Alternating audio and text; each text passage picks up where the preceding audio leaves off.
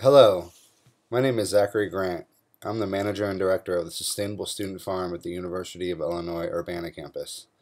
Today, we're going to be talking about small farm equipment in a presentation entitled Market Farm Tools and Systems. This presentation was originally adapted from a program put together by John Hendrickson at the University of Wisconsin. The basic objectives we're going to be covering today are capitalizing a market farm, capitalization priorities for a market farm, equipment for the front end of the market farm, for the middle of the market farm, the back end of the market farm, and then finally some concluding thoughts and questions about small farm equipment. Before we begin, take a moment to look at the next two slides that together form a table from the ATRA website outlining equipment need estimations for a range of farm scales. Tables like this are useful for organizing priorities based on the different specialty equipment types encountered on a farm. As you learn more about the different areas of the farm and their respective equipment needs, you can reference this table as a guide to help you make decisions about equipment purchases on your respective scale. This table is not an all or nothing recommendation. There is a continuum of recommendations here, and final decisions should be based on what works for your farm and your budget. Here's the second half of the table. Again, these are just guidelines and not hard and fast rules. A link to this table can be found at the bottom of this slide. Now we'll move on to the presentation. It is possible to get started with what you have on hand. With nothing more than a rake, shovel, and a hoe, you can grow a lot of food in a large kitchen garden and sell whatever you don't eat. Many roadside farm stands have started this way. However, you ultimately want to grow into a wide range of tools and infrastructure to grow your small farm business effectively and profitably. A generic rule of thumb is to think about $10,000 per acre for startup capital costs. Based on that number and effective research, you should be able to get the equipment you need for your scale. So you might be asking, where do you get your $10,000 per acre? There are a variety of sources and lifestyle adjustments you can employ to finance your operation. Having at least one member of your family unit or household maintain a regular day job is the best strategy in transitioning a small farm into a full-time enterprise. Having that reliable source of income will allow you to comfortably invest in your business without depleting all of your savings. Getting lucky, acquiring inheritance, saving for a few years, spreading that investment over a number of years, and growing high return, high value crops are some other options as well. In the loan grant world, there are also some options. While traditional financing may not be for everyone, the USDA does offer microloans up to $35,000 with a 7-year repayment plan. Current interest rates are between 2.25 and 4.25%. These are very similar rates to student loans and refinancing your home. A new option that has arisen in the past few years is the crowdsourcing option. Websites like Kickstarter allow small business startups the option of making their case for donations from the larger World Wide Web. The startup usually makes a video to present their case, offers prizes at a variety of donation levels. Some examples could be t-shirts or a discount off of a CSA share. Kickstarter then takes a small fee, and if you reach your goal by the end date of the campaign, your project gets financed. The projects that get funded are the ones that are great at branding, selling their image, and best at telling your story.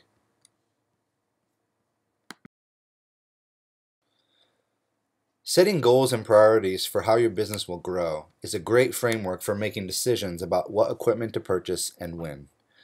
Another useful tool that can save time and money is to seek out growers who are using equipment similar to your scale. You need to see it in action and what does and doesn't work for them in regard to each piece of equipment. This research step could single-handedly save you thousands of dollars on an unnecessary purchase. It is also important to review each piece of equipment you need and ask yourself a series of questions before purchasing. Does it fit my scale? Does it fit the scale I want to reach? What does it cost? What does it cost to operate? What is the resale value? Is it durable, and can I repair it myself? Is it an easy piece of equipment to use? Is it enjoyable to use? And can others potentially use it? Is it a sustainable piece of equipment in the long run? Do I need it or do I want it? And does it fit within the context of my overall farm plan and farm systems? If there was one area of equipment to emphasize early on, the back end of the farm would be where to start. And this is where we're going to begin our discussion on small farm equipment. Equipment and tools that emphasize the back end of the farm are ones that emphasize efficient harvesting, such as harvest carts and stackable bins, post-harvest handling, such as a washing and packing pavilion, coolers for short, medium, and long-term storage of crops, delivery equipment such as the delivery van, and tools for marketing and sales. You can grow the nicest crops in the world, but if you don't have these tools in place, then you will sell nothing and make no money off of your hard work. This is why emphasis is placed on this area of the farm before other equipment purchases. Harvest carts or wagons are useful tools at a variety of scales. Lugging heavy bins, hundreds if not thousands of feet, can easily wear down employees in the middle of the summer. A simple harvest cart, like the one in this slide, can easily be built or purchased. These tools, in combination with appropriate sized washable, stackable, and sanitizable bins, are a great complement to an efficient harvesting system. Other options include hay wagons attached to tractors or the back of a pickup truck. The folding farm concept was developed by a collaboration between the Sustainable Student Farm and the Department of Architecture's Small Studio. Here, a bike-towed produce trailer holds our washable and stackable harvest bins. We can then bike this to campus where it folds out into a produce stand which we can sell from. This is the new generation folding farm in this slide. Our original model will now be used in the field as a harvest cart to transport bins back to the washing and packing pavilion before sale. The folding farm concept would especially be practical in the context of urban and para-urban farm marketing. Here are the 1.75 bushel washable and stackable harvest bins we use for everything on the farm. These particular bins we purchased from Nolt's Produce Supply, although there are many supply companies that sell a variety of harvesting bins. We use these in the field as ground bins for harvesting. Then after post-harvest handling procedures, we put produce in new bins, as seen in this picture, for sale at the market. They stack nicely in all of our delivery vehicles and in Folding Farm to make efficient use of delivery and marketing space. Nylon mesh bags that we can wash and reuse are a nice complement to the harvest bins. This way, we can batch process 10 to 20 pounds of loose leafy crops, such as salad greens, at a time, using dunk tanks and hand spinning, or using a repurposed washing machine, as seen in this slide. In addition to the full range of harvesting knives and shears needed on a farm for harvesting, some other specialty harvesting aids warrant our attention. For those specializing or growing a large volume of closely spaced leafy green crops, a small-scale greens harvester might be a worthwhile investment. In this slide, the original handheld model is seen harvesting a bed of tightly spaced leaf lettuce. Although, with practice, it can work well on nicely prepared level beds, it is not as good of a tool as its successor on the next slide. Though double the cost of the original greens harvester, not including an 18-volt cordless drill that is needed, this new generation of greens harvester is easier and more efficient to use than the original. It can be used on unleveled beds, and the brush prevents wasted greens from spilling into the path and bed space, thus making for a cleaner second and third cuttings from a bed. If you are looking to invest in a greens harvesting tool at the small scale, this is a better investment than the original model. This may seem expensive, but keep in mind the smallest walk-behind scale greens harvesting unit on a larger scale farm starts at around $8,600. Washing and packing sheds are a critical step and component in bringing safe, high-quality produce to the market. Though you could accomplish some field packing with a well-designed shaded harvest cart, Having an enclosed or partially enclosed structure will be the best solution in the long term. With a wash pack shed, you can remove highly perishable items from exposure to the elements, wash, sort, grade, sanitize, and pack very efficiently. In this slide, a partially enclosed shed has good workflow and access to cold storage nearby. Here are some basics when thinking about setting up a washing and packing shed layout. You would ideally have a roof and the structure be enclosed or enclosable. You would need access to clean water that is ideally plumbed in, not brought in via garden hoses. There needs to be some provision for water drainage and waste removal of the wastewater and other waste items. Appropriate food contact surfaces that are washable and sanitizable, access to electricity for lights and equipment, a hand washing sink only for hand washing, storage for post-harvest tools and supplies, easy access to crop storage facilities, and not near coal compost piles or animal facilities. In addition, having a good workflow to the space so product comes in one side or end and back out the other is very desirable. This type of workflow design helps workers from running into each other and reduces worker fatigue overall. Here's an example of a basic washing setup.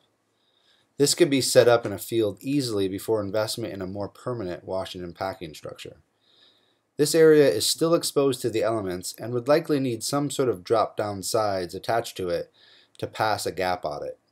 How washing and packing relate to GAP certification will be discussed in another.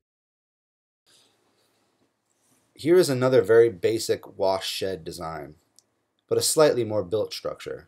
It is shaded and has access to all the provisions we just outlined, but it is still somewhat exposed on the sides. Plans for this washing pavilion are located on the Leopold Center website, if you are interested. Here is an example of an enclosed wash and pack shed with some detail on the dunk tanks, the washing table with hands-free produce washers, and scales. This is an example of a nice U-shaped workflow space where product comes in one side and out the other. This is a very helpful concept to prevent workers from getting in each other's way. Here is some more detail of the basic hands-free washer for a wash table. These can be set up to allow two hands for washing the product while the water is running over the product from above.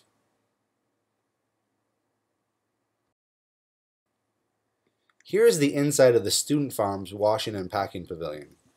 Our structure is partially to fully enclosed, has washable and sanitizable surfaces, root washing tables, dunk tanks, a hand washing station, sorting tables, and good workflow. This basic structure, not including labor, was about $3,000 to $5,000 worth of materials. The floor has a gravel base with drainage tiles below to move any dirty wash water away from the structure. It is very important that this water be moved away from the structure and not allowed to pool inside. Here is some close-up detail of our sorting table on the left. Note how the table is not too low to prevent worker bending and fatigue. In addition, we have incorporated a holder for a clean bin to sort sellable produce into. The slide on the right shows a close-up of beet bunches on our root washing table. Here, overhead nozzles can be used to wash dirt away from the bunches before being dunked in our sanitizing solution tanks. Here is a final example of a wash pack layout. This example was in this particular farm's early years, where they used a high tunnel structure to build their washing and packing area.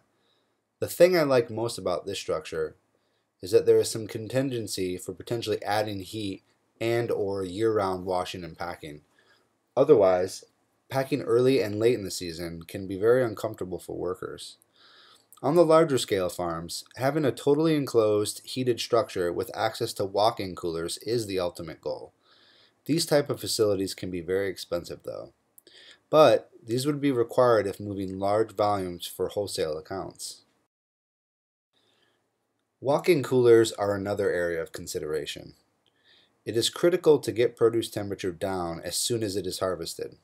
There are plenty of resources online and covered in future sessions to detail what temperature produce needs to be brought down to and stored at. Temperature and humidity greatly impact produce quality. Even if you are hydrocooling in your wash pack area to remove field heat, most produce needs to be held at a certain temperature to increase quality, shelf life, and reduce microbial contamination. Walk-in coolers can be very expensive to start with. Even a used cooler you install yourself can start in the $3,000 to $7,500 range. Having a professional install a new walk-in cooler in the 100+ square foot range would cost nearly $15,000. If you are interested in a long-term storage crops and reliability, an appropriate scaled walk-in cooler is the way to go.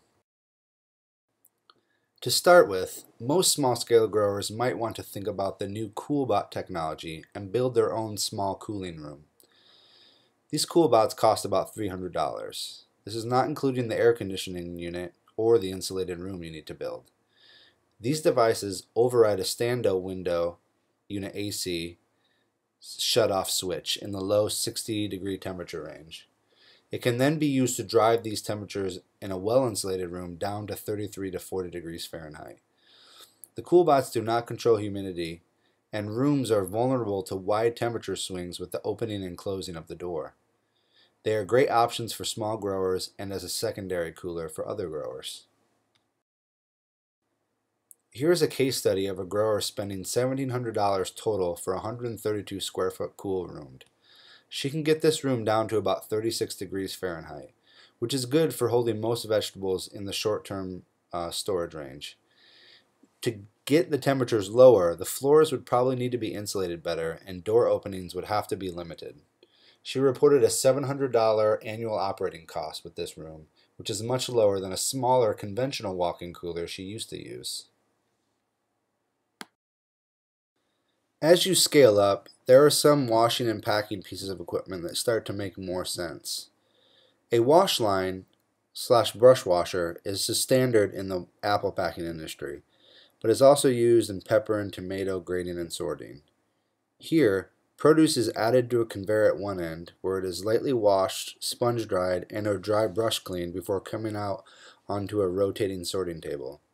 If you have a large volume of round fruit and vegetables to process, this is a must at a certain scale. Here is some detail of the sponge water absorber unit that takes up the excess wash water before it goes out onto the sorting table. And then here is a table reflecting cost and sizes of various wash line units.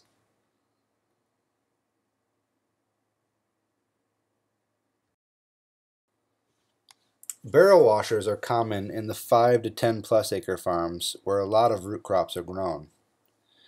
The dirty roots are fed in one end, where they are washed and rotated in the barrel washer, and then finally removed at the other end clean. We will now move on to the equipment that emphasizes the front end of the farm. These are the tools needed to start plants, prepare the ground, and physically get them in the ground. Areas include plant propagation, tractors and other power units, tillage tools, and seeding / transplanting equipment. For the sake of this session, and because these tools were discussed in the transplant session, the plant propagation tools have been excluded from this talk. Let's start with walk-behind tractor units. These are power units with PTO attachments for a wide variety of tools from tillage equipment to mowers. They range in price from $1,500 to $5,600 for the biggest diesel units. Implement pricing varies from $100 to $2,300 for the most expensive tillage units. They are useful for all power operations on a farm up to about 5 acres, but that is the very upper limit. They are useful on larger scales for complementing the work of larger tractor units. Walk-behind tractors can be very useful on a small farm before graduating to a larger tractor. They are easier to work on when mechanical issues arise, and for the same amount of money you can get buying a decent used tractor, you could buy a brand new walking tractor and a few essential implements. There are limitations to these devices though.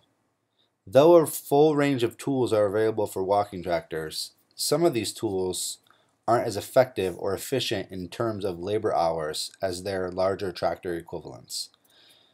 Operating walking tractors can be very stressful on the body when trying to use on larger areas close to that 5-acre upper limit.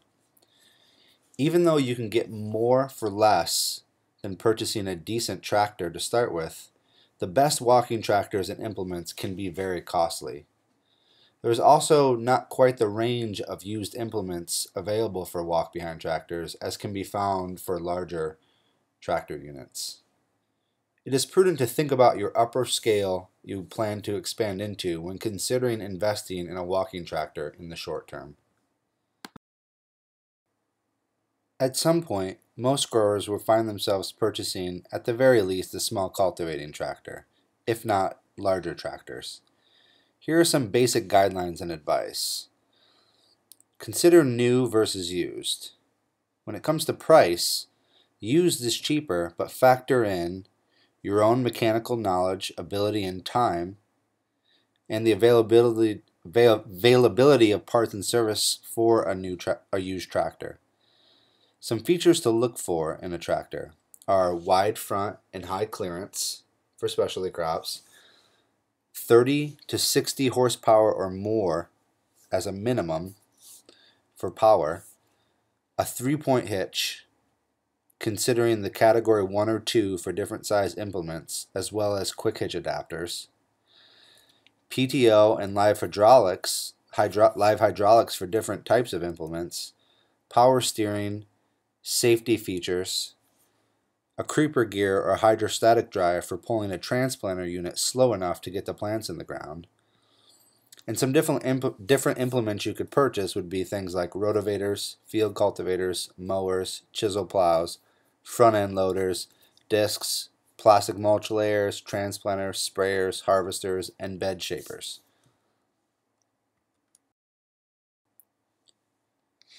There are some basic features of a tractor that you need to become familiar with. It is important to know the upper weight limits the 3-point lift arms can handle when considering an implement purchase. Also, you need to factor in the horsepower limits when buying a PTO powered implement. Here are some pictures of commonly used primary and secondary tillage tools. Primary tillage is usually the first tillage step to break ground or incorporate cover crops. Secondary tillage is used to create finer seed beds when needed. Careful selection of tillage tools can affect long-term soil health and structure. Choosing tools that beat the soil up the least is beneficial. Research what will work well for your soil type and farming system. Spaders can be a little less violent on soil structure than rototillers and rotovators. The articulated spader at top replicates hand digging, but leaves behind a rougher seed bed without smearing the soil or creating a hard pan. The rotary spader in the bottom picture leaves behind a more finished seed bed while incorporating the cover crops in one pass, but may smear and compact the soil at the bottom of its rotation depth. A subsoil ripper or large chisel plow may be needed to break up this compaction if it becomes a problem. Field cultivators can be used to create a finished seed bed for non-raised bed crops or direct seeded row crops. They incorporate materials and create a level surface in one pass. If a bare raised or plastic raised bed is the planting system for the farm, these would need to be created with a bed maker, discs, or a rotary plow unit. Here are some basic tillage principles to consider. Tillage tools that push soil horizontally, such as moldboard plows and discs, are useful for incorporating crop debris and other cover crops, but tend to create a plow pan. Tillage tools that work the soil more vertically are more gentle on the soil structure, but may not incorporate residues as effectively. Working the soil repeatedly with the same tool tends to create a plow pan and may also repeatedly create conditions that favor certain weeds or ideal conditions for certain pests. It is best to have a number of implements in your tillage toolbox. Now on to seeders. Most market farms will start with a lightweight plate seeder like the Earthway seeder. Their main advantage over the older Planet Junior single row seeder is the weight of the unit. These work well when used alone or in multiple connected setups. Earthways work best with large, round seeds such as corn, beans, and peas. Smaller seeds tend to get stuck behind the seeder plates and are not as effective. There are some adjustments that can be made for smaller seeds, but most growers have a love-hate relationship with them. The student farm uses a 3-row gang of earthways for spot seeding missed gaps in beds and quick plantings of beans or peas. Zhang clean seeders are the next step up for a small farm grower. They can be very expensive investments. The student farm has a 3-point hitch gang of 6 Zhangs with all the rollers that cost about $2,300 with shipping. However, they meter seed more accurately with specifically sized rollers and work well with a wide range of seed sizes and types. Cost is really the only main drawback with the Zhang clean seeders. The pinpoint seeders are great tools for closely spaced salad green production. They require very precise, level, non-cloddy beds to operate effectively in. The 4-row model is also very sensitive to the skill level of the user when it comes to metering out the correct number of seeds with brush adjustments and the depth of the seed placement with the angle of the handle position. For these reasons, they make the most sense in high-value areas such as high tunnels. Here is the 6-row model of the pinpoint seeder, which has a few more features that make it easier to use, such as a depth adjuster and the ability to plant 12 rows in just 2 passes. The Hatfield transplanter tool is a step up from putting in plants on your knees with a hand trowel, but it is still very labor intensive for putting in transplants on more than 1 acre. It can be used for planting large seeds and potatoes as well. They aren't very durable and may fall apart over time. It is better than planting on your knees, but if you have a tractor, the next slide emphasizes the most important planting tool on a farm. If you have access to a 30 to 60 horsepower tractor, investing in a transplanting implement is the best investment you'll make if you grow large numbers of transplants for your production system. A water wheel transplanter is the best entry implement into the mechanical transplanting world. It creates the hole into which a seated worker can place a transplant while it waters the hole with the starter solution all at once. This creates a precise pattern on the bed top, which makes later hand or mechanical cultivation much easier. It works on plastic or bare ground, though it collects some mud on bare ground, but it is still a usable implement, and can be used with adjustable dibbles in a 1, 2, or 3-row setup. This is a very adaptable implement for the price. It is not as effective as the carousel type planters, but it is much cheaper. A roller dibble or marker is essential for creating straight rows to make later cultivating a much easier operation. There are handmade options and purchased options available. Marking devices are very helpful for creating straight planting rows or grids. This is a critical step for mechanical weed cultivation at a later time. Finally, we will move on to the equipment that emphasizes the middle of the market farm. These are tools that emphasize irrigation, weed management, pest management, and fertility/cover crop management. We will cover irrigation in more detail in the next session, but it is worth mentioning here as part of the larger continuum of tools on a small farm. It is important to start thinking about the different types of irrigation for different types of production systems. Drip irrigation for transplanted/plastic bed production, and overhead irrigation for direct seeded crops. This slide covers some of the basic components of a drip irrigation system.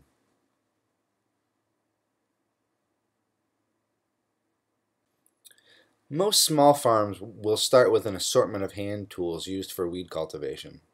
However, even large farms still depend on some hand cultivating with efficient tools. Investing in tools that allow the user to work quickly in an upright position are the best. Taking some time to practice the proper technique for each individual tool is helpful.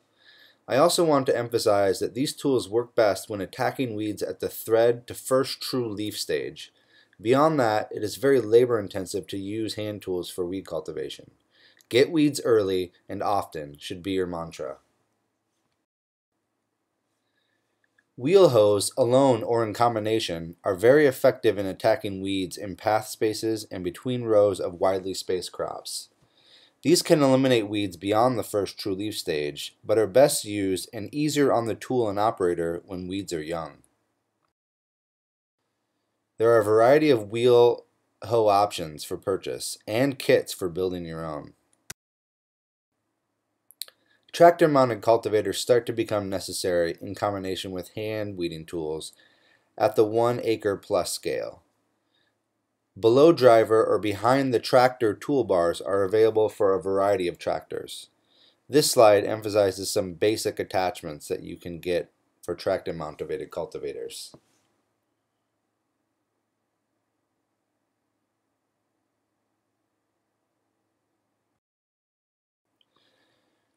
Toolbars with various knives, sweeps, and discs are a basic starting point for between-row cultivation of very straight rows.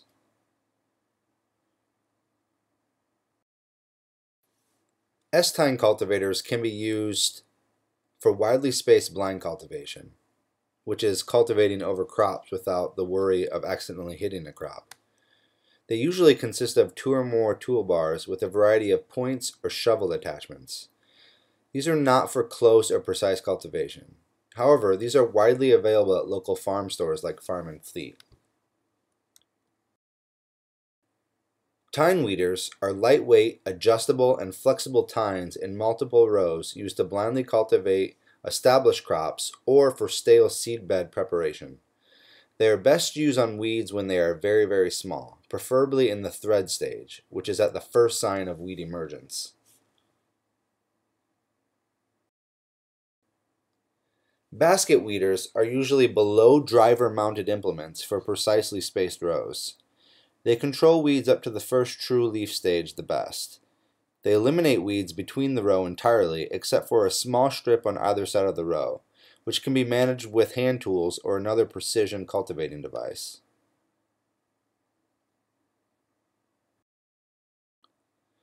Here's another close-up of the basket weeder cultivating close to carrot rows. They can also be used for stale seedbed preparation.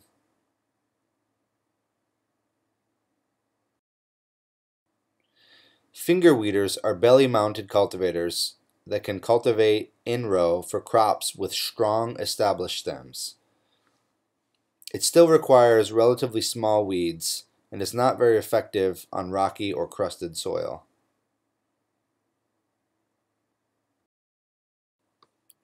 Torsion weeders consist of flexible tines tilted towards each other that undercut weeds close to the crop row with a vibrating, dragging movement.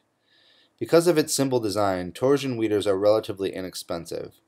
They can uproot small as well as decent-sized weeds, but are best used only when the crop is well established.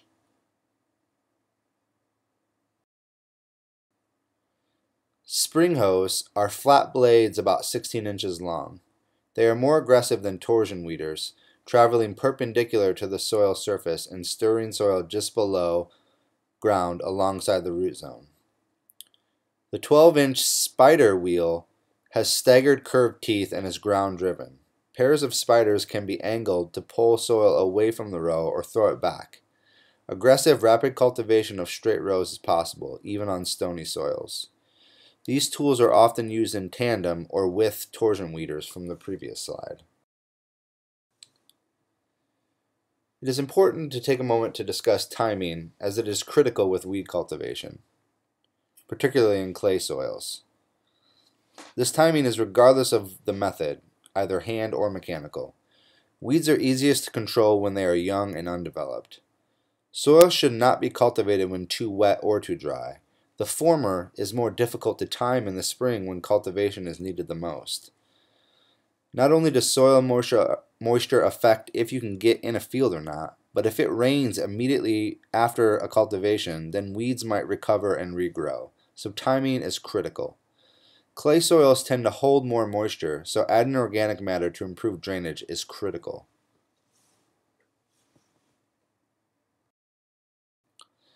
Most growers will struggle with what type and how much plastic mulch to use on a farm. There are many benefits to using plastic mulch, such as soil warming, preventing weeds in the entire bed, reducing mechanical cultivation, moisture conservation, and irrigation simplicity with drip, and keeping produce clean. However, there are also drawbacks, such as disposal and environmental concerns with the plastic at the end of the year, controlling weeds on the edge of the plastic and in the plant holes, and the need for additional special equipment to lay the plastic and drip out.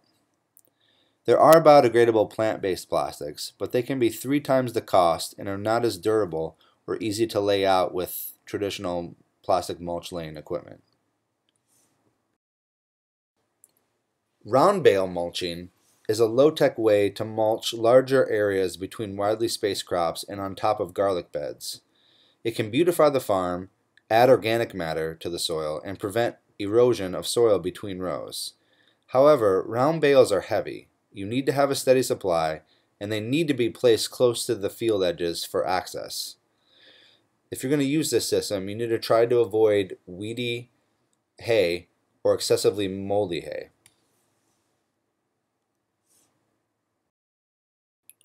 The student farm has been experimenting with using chopped organic straw mulches for garlic bed tops and other raised bed tops with drip irrigation to replace some plastic mulch use.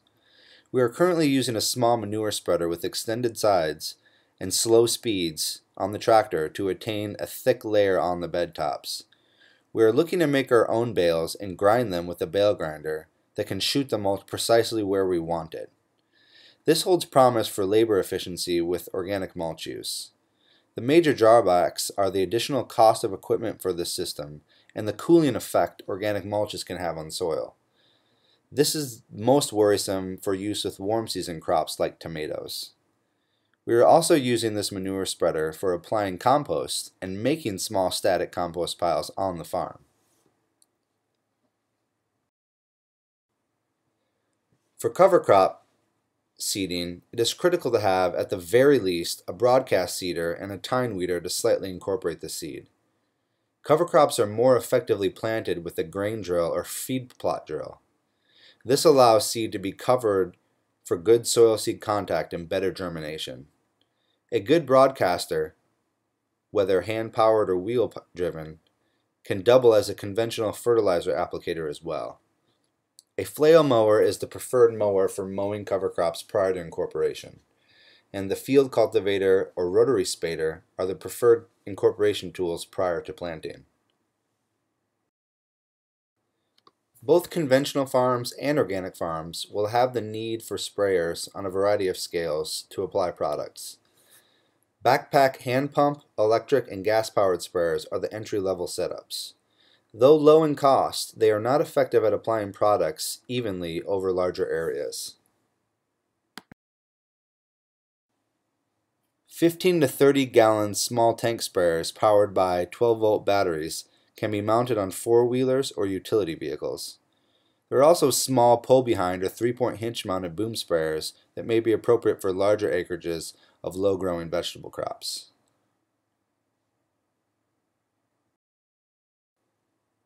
For growers with a few acres of sweet corn, a high boom sprayer that can pass through rows even when corn is 4 to 6 feet tall is usually a necessary investment.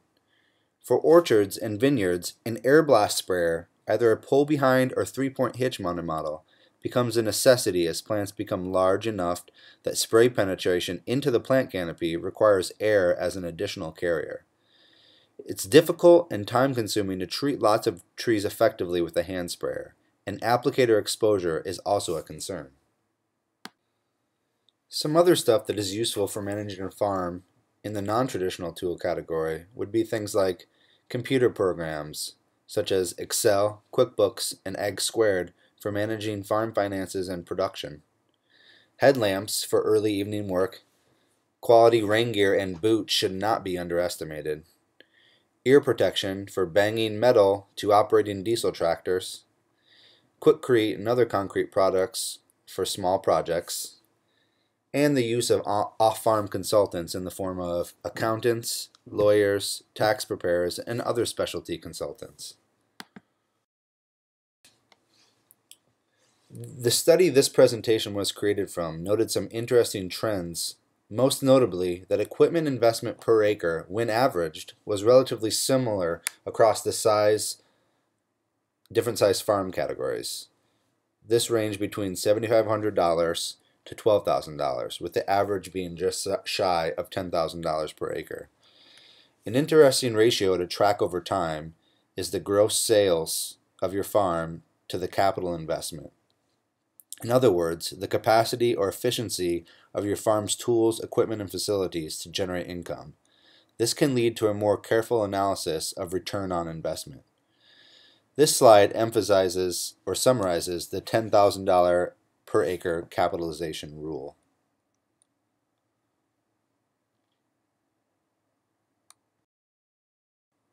If you have confidence in your building abilities, you should consider building your own tools to suit your needs. It can save you tons of money if you have time in the winter. Here is a grower named Chris McGuire who built his own prone position lay-down work cart. This cart is probably a few $100s in materials and labor, yet it accomplishes the same task as a $9,000 hydraulic-powered Drangen work cart.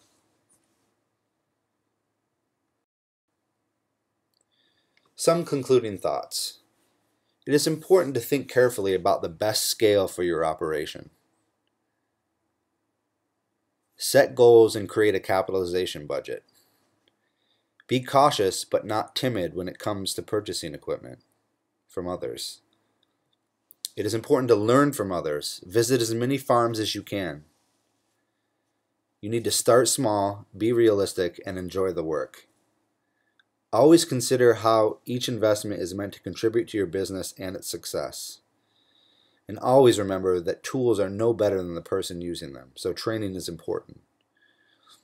No one is more important to your personal safety than you, is something to consider. And if you don't believe work is your friend, then it absolutely will not be. Thank you very much.